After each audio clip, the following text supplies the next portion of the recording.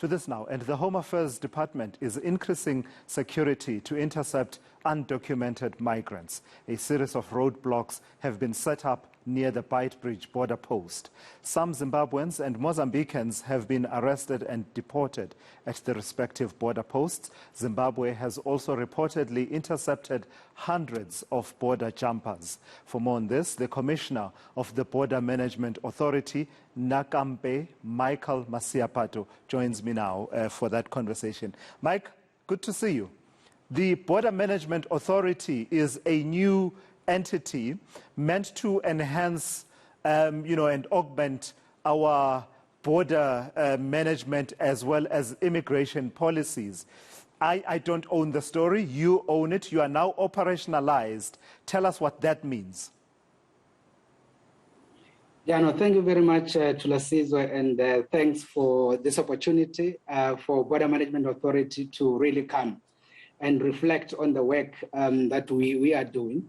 Maybe let me just start by indicating, Tulasizwe, that when we started on the 1st of November, just in the past year, our immediate task, over and above the rest of the other issues that we needed to do, the immediate task was for us to start the planning process in terms of ensuring that the festive season operations actually run as smoothly as possible. So to that extent, we did a lot of planning. And of course, our plan basically had three phases in particular. We had the planning phase, we had the execution phase, and we also had the close-up phase. In terms of the execution phase, for instance, we actually had two critical legs.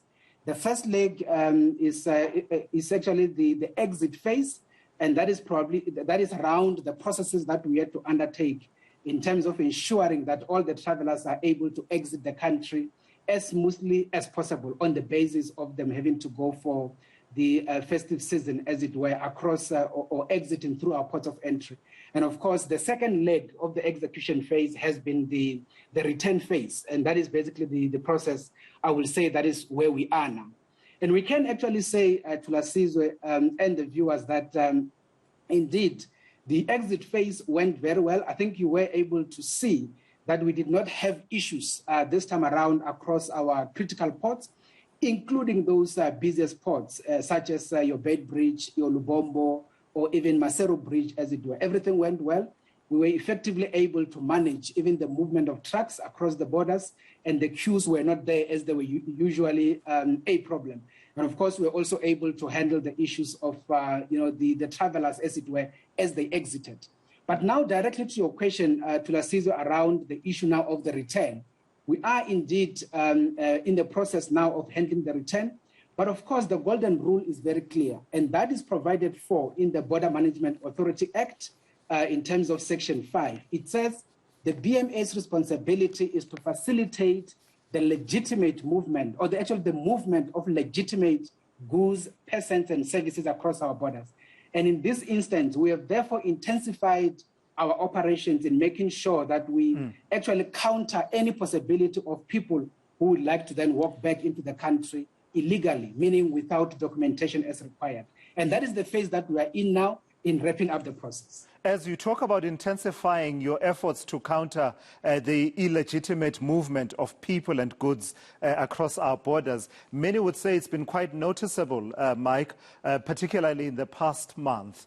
You had operations in December, and many South Africans would say, South Africans always critique and say that our borders are porous, and what was constructed was what was meant to be a fence between Zimbabwe and South Africa has been described as a washing line, really nothing more than a washing line, in that people are able to come and go as they please with no accountability for who is in the country, under what conditions and for how long, etc., etc. What's the thinking behind intensifying that particular aspect, the enforcement aspect? Because if I understand correctly, just in the last few days, you've had deportation operations as well.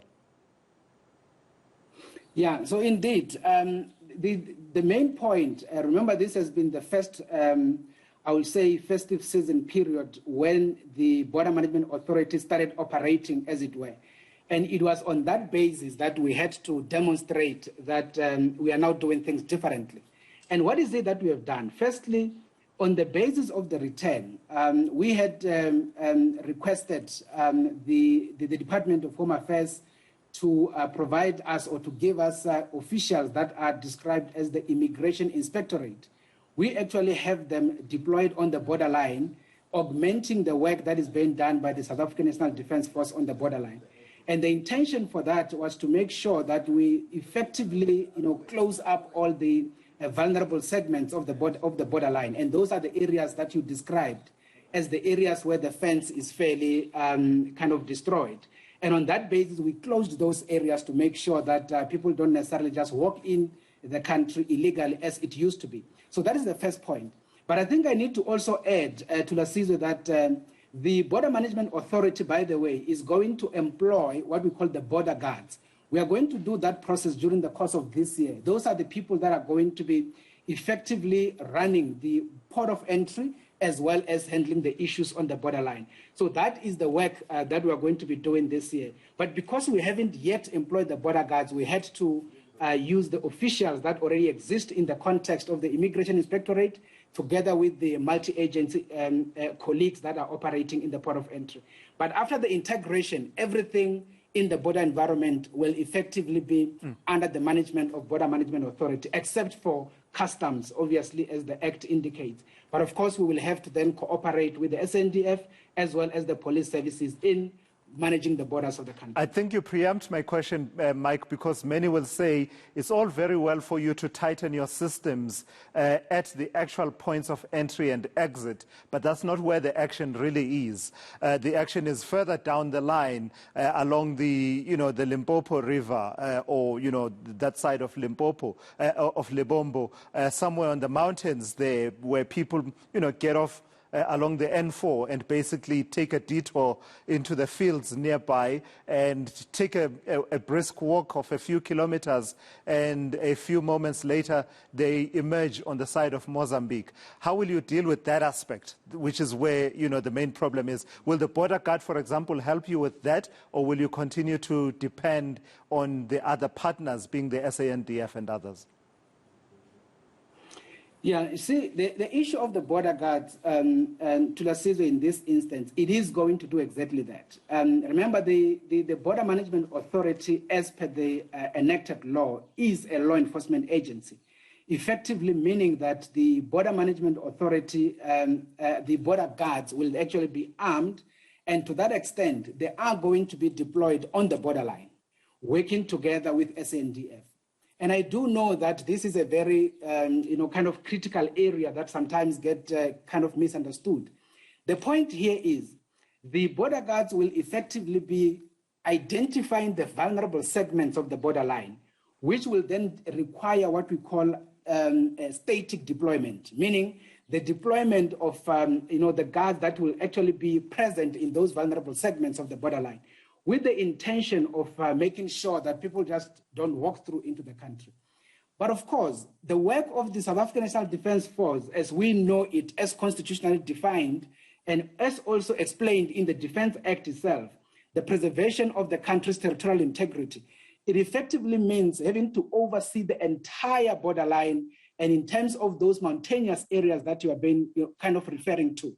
And in that extent, they will then be able to have that mobility deployment mechanism freely and be able to actually move into those kind of inhabitable parts of the borderline and be able to make sure that they're not I'm running out of time, Mike. Just lastly then, just talk to me, and I know that yours is to, implement the policy as it is drafted and adopted by the various policy makers. But I also know you to be someone who, is able to be grounded in those arguments around policy. What will you say to someone who says South Africa is becoming we are adopting the Australian model of border management, and to a certain extent countries like the UK, but someone who will say we're trying to become the Australia of Southern Africa, and in a way are being populist in our response to how we are handling the issues of migration, given that, politically it is a fashionable thing to say that I will tighten the borders, I will ensure that, there are no illegal, quote-unquote, foreigners in the country. And what we are doing is not matched by us facilitating the actual legitimate movement of people who legitimately can move between countries, can settle in South Africa, can get a job and work in South Africa under the right conditions. I'm throwing a lot at you, Mike, but I know you to be someone who is grounded on issues of policy. What will you say to such a critique? Yeah, so Thulasizwe, and I do see that we don't have much time on this one. Suffice to say that, indeed, our work as BMA is not much on the policy aspect. However, in terms of responding to the question about us, and I do know that some people confuse the Border Management Authority with this principle of militarizing the borders and all of that. It's not about that. You will remember that the key function that we have in terms of border management is to facilitate trade. And that is why we had a lot of conversation with the trucking industry and make sure that we facilitate their movement in and out of the country and all of that. So that's the key one. But the second one is to facilitate exactly what you're talking about. Legitimate movement, legitimate services. The only issue here that we need to deal with is when people cannot be identified. In other words, people without passports. And I think on the basis of us as a country having borders, as it were, requiring passports, that is then a requirement. And on that basis, we are working in that context. However, we cannot be easily looked at and equated with what is happening in Europe, for instance. And I can give a quick typical example to Lasizwe. We do have what we call community crossing points. And Tsidila Mulomo is an example in the northwest between us and Botswana, where we allow communities to cross between, from Botswana into South Africa. Kids are able to cross to the other side, go to school and come back and all of those issues.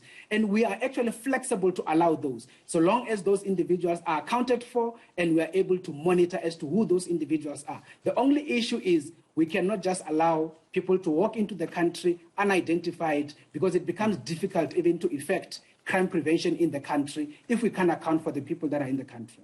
All right, Mike, I've got to thank you for your time. Nakampe Masiapato is from the Border Management Authority. Something is moving in the space of immigration control in South Africa. If you track it back to its origins, you'll remember, though, that the ANC did make this one of their manifesto promises ahead of the 2019 elections. And if you checked in the past weekend, you will have seen what they said in their January 8th statement about issues of immigration control. They are following through on that. So let's see where that conversation goes. Mike there from the Border Management Authority.